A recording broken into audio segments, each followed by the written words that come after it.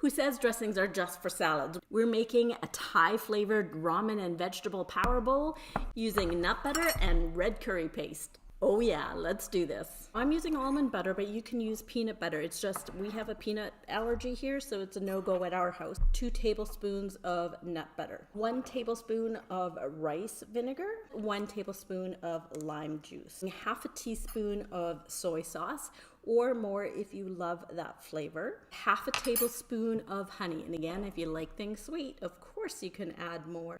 1 teaspoon of sesame oil, 1 to 2 teaspoons of your favorite curry paste. You can thin it down with a little bit of water, shake it up. Now when you taste it and you decide, you know what, I want a little more salty, or I want a little bit more sweet, or more sesame flavor, you do you. You just adjust it the way you want. That's the beauty of homemade salad dressings. Make it the way you want it.